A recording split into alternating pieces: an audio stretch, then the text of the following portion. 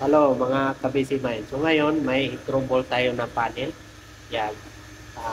Check natin yung zone at saka bill.